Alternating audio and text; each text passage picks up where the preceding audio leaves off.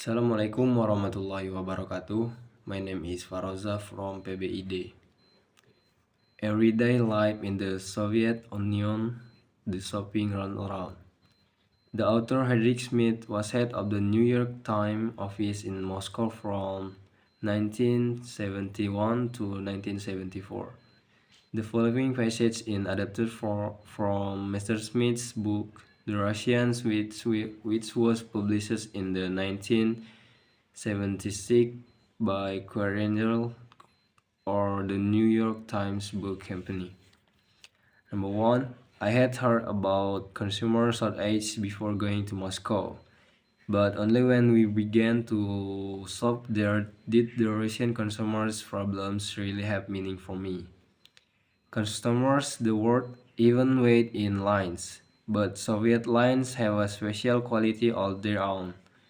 Typically, the Soviet women spends 2 hours a day in line, 7 days a week.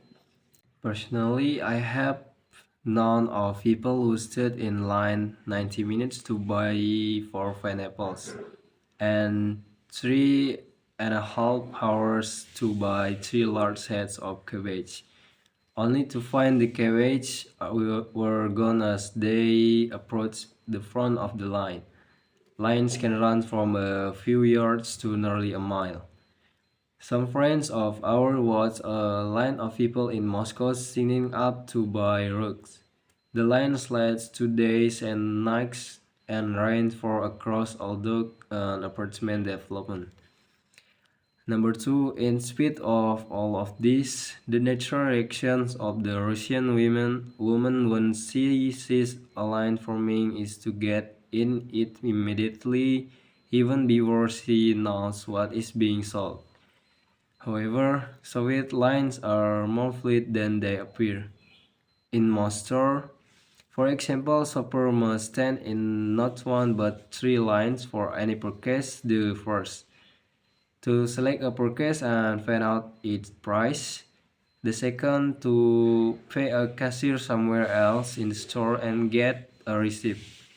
And the third, to go pick up the purchase and turn in the receipt. Number 3. But in a diary store on morning, I found out that the game is both simple and more complex than that. I went in to buy some cheese, butter, and bologna sausage, which were in 3 separate departments, each with its own line, 9 lines. Number 4. Rather quickly, I noticed that experienced shoppers were skipping the first stage. They knew what most item cost, so they went directly to the cashier for the receipts. After studying price, I did I did that too. Then I went to the cheese line, the longest, probably 20 people to get the worst over with first. I was in line less than a minute when the woman in front of asked me to hold her place. She dared off to butter and milk line. The cheese line was moving so slowly that she got her butter and milk and returned before we had advanced 3 feet.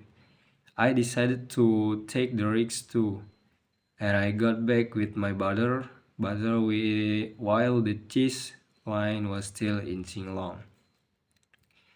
Number 5.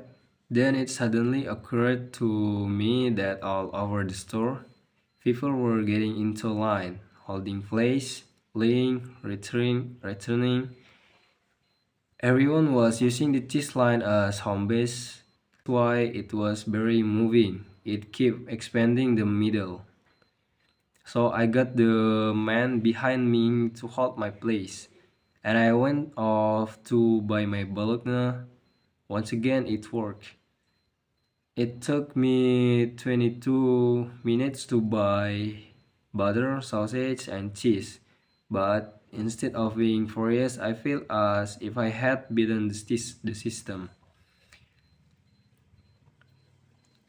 Number 6. This competitive solving gives an atmosphere of tension or Prussian life. People burst into a store and bump into each other with face-set combative expressions. You have to understand, said a kind gray-haired person, that for as long as we can remember, shopping has been a struggle. Life is a struggle. Number 7. There is hardly any effective advertising to help shoppers. Americans complain about the constant commercials in the United States, but they might reconsider if they were exposed to the consumer blackout in Russia. A typical Soviet and might be if you want to live to a rip old age and be beautiful, you want to live beautiful, modest, talk and cheerful drink tea. Most newspapers publish without ads. The server has no handy yellow page or daily newspaper supermarket or department store ads to help her decide where to stop. Number 8. Brewery is widespread. Low fates $80 to $20 monthly. Sales clerks take a portion of attractive items and sell them secretly to regular customers who have either left a brief in advance or can be counted on to pay a high price on delivery. 10 to 15 rubles on a 60 rubles raincoat is standard. In 1976, the ruble was equivalent to $192. And the last, so common is this practice that the Soviet press is always complaining about it, but it doesn't do any good. Crocodile, the Soviet humor magazine, on sought a department store employee promoting some newly arrived items. Dear customers, in the leather goods departments, 500 women's purses have been received. 450 of them have bought by store employees. 49 are under the counter and have been ordered in advance from friends. One purse is in the display windows. We invite you to visit the leader department to buy this purse. I think that's all for me. Wassalamualaikum warahmatullahi wabarakatuh.